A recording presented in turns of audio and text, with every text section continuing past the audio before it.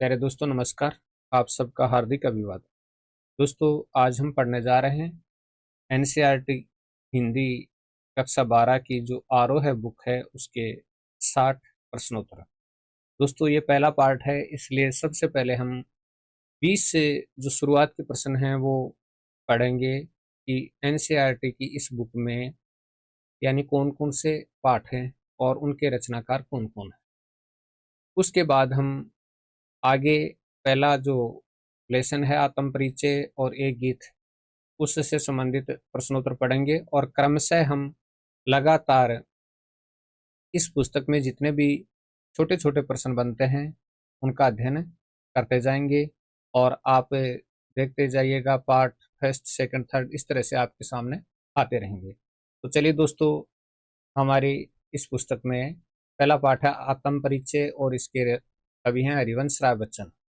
ये काव्य खंड में से है आत्म परिचय और कवि हैं हरिवंश राय बच्चन और एक गीत, और ये भी हरिवंश राय बच्चन जी की रचना है और ये निशा निमंत्रण काव्य संग्रह से संकलित है। बादल राग निराला जी की रचना है, कविता है। पतंग आलोक धनवा जी की रचना है पतंग। और नेक्स्ट है कवितावली के कुछ अंश हैं, वो तुलसीदास जी की रचना है कवितावली और उसके कुछ अंश हैं। लक्ष्मण मूर्छा और राम का विलाप, ये जो शीर्षक है ये भी तुलसीदास जी की रचना से अवतरित है। इसके अलावा कविता के बहाने कुंवर नारायण की कविता है, कविता के बहाने कुंवर नारायण की कविता संकलित है। बात सीधी सी थी पर, ये भी कुंवर नारायण की कविता संकलित है। नेक्स्ट रुबाइयाँ और इसके रचनाकार फिराक गोरखपुरी की ये रचनाएं संकलित हैं। कमरे में बंद अपाइज, और वर्तमान में दिव्यांग कहते हैं, अपाइज नहीं कहते हैं, तो रघुवीर साय की ये कविता है। छोटा मेरा खेत उमा शंकर जोशी की कविता संकलित की गई है। बुगलों के पंख उमा शंकर जोशी की ही दूसरी कविता संकलित है। उषा शमशेर बहादुर सिंह की प्रसिद्ध कविता आरोह में संकलित है और उषा में बिंब विधान बहुत ही शानदार है। उषा कविता की भी हम चर्चा करेंगे। क्रमशः हर पाठ को हम देखते जाएंगे। भक्तिन महादेवी वर्मा की रचना है गद्य पार्ट में। पहलवान की ढोलक के गणेश्वर नाथ रेणु की रचना है। और बाजार दर्शन बहुत ही शानदार पाठ है जैनेन्द्र कुमार का। शिरीष के फूल आचार्य हजारी प्रसाद द्विवेदी की रचना। काले मेघा पानी दे धर्मवीर भारती की रचना है। और श्रम विभाजन और जाति प्रथा बाबा साहब भीमराव अंबेडकर की जो रचना है उसका अंश प्रस्तुत किया गया है। और दूसरा मेरी कल्पना का आदर्श समाज, ये भी बाबा साहब भीमराव अंबेडकर की रचनाओं का संकलित अंश है। तो ये तो 20 रचनाएं जो आरोह में संकलित की गई हैं, कुछ कविताएं हैं, कुछ गद्य है, सारा एक तरह से मेल है। तो इन्हीं को हम आरोह रचना के अंतर्गत पढ़ेंगे। सबसे पहले हमारे सामने हरिवंश राय बच्चन जी के रूप में रचनाकार हैं इस किताब में। तो हरिवंश राय बच्चन जी की दो रचनाएं संकलित हैं, एक गीत और आत्म परिचय। जन्म 1907 में और निधन 2003 में मुंबई में हुआ था। और इनका प्रसिद्ध जो कथन अगर देखें तो पूर्व चलने के बटोही बाट की पहचान कर ले। पूर्व चलने के बटोही बाट की पहचान कर ले, कि चलने से पहले है राहगीर अपने रास्ते की पहचान कर ले कि रास्ते में तुम्हें क्या क्या सुविधाएं मिलेगी और क्या क्या कष्ट होंगे। हरिवंश राय बच्चन जी 1942 से लेकर 1952 तक इलाहाबाद विश्वविद्यालय में प्राध्यापक रहे। आकाशवाणी के साहित्यिक कार्यक्रमों से संबंध रहे। फिर विदेश मंत्रालय में हिंदी विशेषज्ञ रहे। दोनों महायुद्धों के बीच मध्य वर्ग के विक्षुब्ध विकल मन को बच्चन जी ने वाणी का वरदान दिया। उन्होंने छायावाद की लाक्षणिक वक्रता के बजाय सीधी सादी जीवंत भाषा और संवेदनशील गैर शैली में अपनी बात कही। यानी छायावाद की जो वक्रता थी, टेढ़ापन था, उसके बजाय सीधी सादी जीवंत जीती जागती भाषा और संवेदनाओं से युक्त गैर शैली यानी गाई जाने वाली शैली में अपनी बात कही।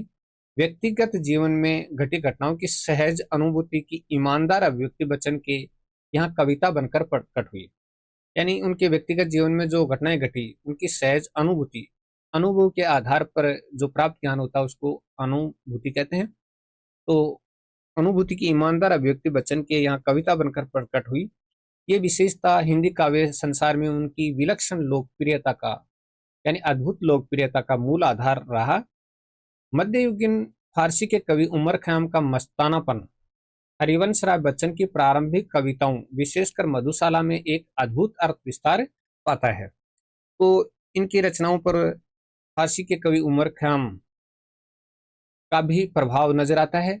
जीवन एक तरह का मधुकलश है, दुनिया मधुशाला है, कल्पना साकी है और कविता वह प्याला है जिसमें ढालकर जीवन पाठक को पिलाया जाता है। कविता का एक घूंट जीवन का एक घूंट है। पूरी तन्मयता से जीवन का घूंट भरें, कड़वा खट्टा भी सहज रूप से स्वीकार करें। तो ये बच्चन जी ने कहा है कि जीवन में मधुरता होनी चाहिए, आनंद होना चाहिए और उस आनंद का एक घूंट है और उसको पूरी तन्मयता के साथ जीवन में पीते रहें और कड़वा खट्टा जो भी हो उसको सहज रूप में स्वीकार करते रहें। आत्म परिचय कविता में जीवन को एक मधुकलश, आत्म परिचय कविता में जीवन को एक मधुकलश और जिंदगी को एक मधुशाला किसने माना है? तो ये माना है हरिवंश राय बच्चन जी ने। देखिएगा कि जीवन को एक मधुकलश और जिंदगी को मधुशाला किसने माना है? हरिवंश राय बच्चन जी। हरिवंश राय बच्चन की रचनाओं पर फारसी के किस कवि का प्रभाव देखा जाता है?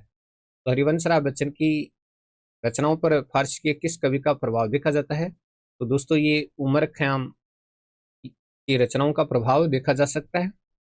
हरिवंश राय बच्चन ने आत्म परिचय कविता में कल्पना को क्या माना है? कल्पना को क्या माना है? कल्पना को उन्होंने साकी माना है। हरिवंश राय बच्चन ने आत्म परिचय कविता में कविता को क्या माना है? कल्पना को साकी और कविता को क्या माना है? प्याला। कविता का एक घूंट जीवन का एक घूंट है। कविता का एक घूंट क्या है? जीवन का एक घूंट है। हालावाद के प्रवर्तक कौन माने जाते हैं? हालावाद के प्रवर्तक हरिवंश राय बच्चन जी माने जाते हैं हालावाद के प्रवर्तक। हरिवंश राय बच्चन के अनुसार किसको जानना दुनिया को जानने से ज्यादा कठिन है? किसको जानना दुनिया को जानने से ज्यादा कठिन है? अपने आप को।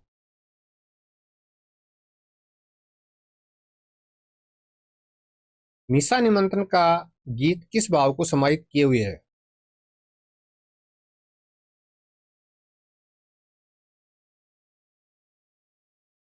लक्ष्य प्राप्ति के लिए कुछ भी कर गुजरने का जो जज्बा है उसके भाव को समाहित किए हुए है।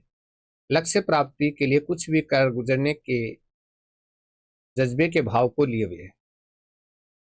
मधुशाला का प्रकाशन 1935 काव्य संग्रह है और हरिवंश राय बच्चन जी का काव्य संग्रह है। मधुबाला इसका प्रकाशन वर्ष 1938 में, काव्य संग्रह हरिवंश राय बच्चन जी का काव्य संग्रह है। मधुकलश इसका प्रकाशन 1938 में, काव्य संग्रह और हरिवंश राय बच्चन जी का काव्य संग्रह है। निशा निमंत्रण काव्य संग्रह हरिवंश राय बच्चन जी का है। एकांत संगीत भी काव्य संग्रह और हरिवंश राय बच्चन जी की रचना है। आकुल अंतर काव्य संग्रह हरिवंश राय बच्चन जी का काव्य संग्रह है। मिलन यामिनी काव्य संग्रह और इसके रचनाकार हरिवंश राय बच्चन है। सतरंगिणी काव्य संग्रह और हरिवंश राय बच्चन जी का काव्य संग्रह है। आरती और अंगारे काव्य संग्रह हरिवंश राय बच्चन जी का काव्य संग्रह है। नए पुराने झरोके काव्य संग्रह और इसके रचनाकार हरिवंश राय बच्चन है। टूटी फूटी कड़ियां काव्य संग्रह और इसके रचनाकार हरिवंश राय बच्चन है। क्या भूलूं क्या याद करूं हरिवंश राय बच्चन जी की आत्मकथा का एक खंड है। यानी 4 खंडों में उन्होंने आत्मकथा लिखी थी, तो पहला या दूसरा तो नहीं कह सकते, खंड है एक। क्या बोलूं, क्या याद करूं? हरिवंश राय बच्चन जी की आत्मकथा का खंड है। नीड का निर्माण हरिवंश राय बच्चन जी की आत्मकथा का खंड है। बसेरे से दूर ये भी हरिवंश राय बच्चन जी की आत्मकथा का खंड है। और 10 द्वार से सोपान तक ये भी हरिवंश राय बच्चन जी की आत्मकथा का खंड है। तो इनकी आत्मकथा 4 खंडों में विभाजित है। नेक्स्ट, बच्चन ग्रंथावली और इसके 10 खंड हैं और इसमें इनका संपूर्ण साहित्य जो है उसका प्रकाशन हुआ है। हरिवंश राय बच्चन जी के संपूर्ण साहित्य का प्रकाशन बच्चन ग्रंथावली 10 खंडों में हुआ है। ठीक है। हैमलेट, जनगीता, मैकबेथ हरिवंश राय बच्चन जी की अनुदित रचनाएं हैं। तो हैमलेट, जनगीता और मैकबेथ हरिवंश राय बच्चन जी की अनुदित रचनाएं हैं। प्रवासी की डायरी हरिवंश राय बच्चन जी की डायरी विधा की रचना है। प्रवासी की डायरी है तो हरिवंश राय बच्चन जी की डायरी विधा की रचना है।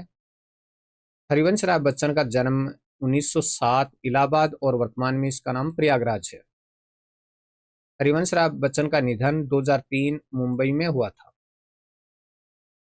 ठीक है जी। कवि हरिवंश राय बच्चन को किस प्रकार का संसार अच्छा नहीं लगता है? कवि हरिवंश राय बच्चन को किस प्रकार का संसार अच्छा नहीं लगता? अपूर्ण संसार। कवि हरिवंश राय बच्चन हमेशा किस में मगन रहने की बात कहते हैं? किस में मगन रहने की बात कहते हैं? तो ये सुख और दुख दोनों की स्थिति में मगन रहने की बात कहते हैं कि सुख और दुख में हमेशा मगन रहो। कवि हरिवंश राय बच्चन किसको सीख दे रहे हैं? सीख रहे हैं। कवि हरिवंश राय बच्चन किसको सीख रहे हैं? सीखे हुए ज्ञान को भुलाना है, उसको सीखने पर जोर दे रहे हैं या दिया है? हरिवंश राय बच्चन ने किसको सीखने पर जोर दिया था? सीखे हुए ज्ञान को भुलाना। कवि हरिवंश राय बच्चन ने आत्म परिचय कविता में क्या संदेश दिया है? जीवन को मस्ती के साथ जीने का संदेश दिया है। चिड़िया के पंखों में चंचलता कौन सा भाव भरता है? बच्चे आशा के साथ नीड़ों से झांक रहे होंगे। दिन का पंथी जल्दी जल्दी क्यों चलता है? दिन का पंथी जल्दी जल्दी क्यों चलता है? कहीं रास्ते में रात नहीं हो जाए और मंजिल भी तो दूर नहीं है। कहीं रास्ते में रात नहीं हो जाए और मंजिल भी तो दूर नहीं है। मनुष्य किस प्रकार के जीवन से बिल्कुल निरपेक्ष नहीं रह सकता है? मनुष्य किस प्रकार के जीवन से बिल्कुल निरपेक्ष नहीं रह सकता है? तो जगजीवन से या संसार के जीवन से बिल्कुल निरपेक्ष नहीं रह सकता है। कवि के अनुसार मनुष्य का संबंध संसार के साथ कैसा होता है? कवि के अनुसार मनुष्य का संबंध संसार के साथ कैसा होता है? प्रीति और कलह का होता है। कभी प्रेम, कभी कलह। व्यक्ति का समाज से नाता कैसा होता है? खट्टा मीठा होता है व्यक्ति का समाज से नाता। खट्टा मीठा। कवि के अनुसार किसको सुनकर संसार झूमता है, झुकता और लहराता है? कवि के अनुसार किसको सुनकर संसार झूमता है, झुकता और लहराता है? मस्ती के संदेश को सुनकर संसार झुकता है, झूमता है और लहराता है। कवि के रुदन को लोग क्या समझ बैठे? गाना समझ बैठे। कवि के रुदन को लोग क्या समझ बैठे? गाना। कवि के फूट पड़ने को लोग क्या समझ बैठे? छंद बनाना समझ बैठे। आत्म परिचय कविता में कवि ने अपने आप को क्या आत्म परिचय कविता में कवि अपने आप को क्या मानता है? दुनिया का एक नया दीवाना मानता है। तो दोस्तों ये थे 60 प्रश्नोत्तर और ये पहला पार्ट था। आपको कैसा लगा? अच्छा लगा तो कमेंट जरूर कीजिएगा।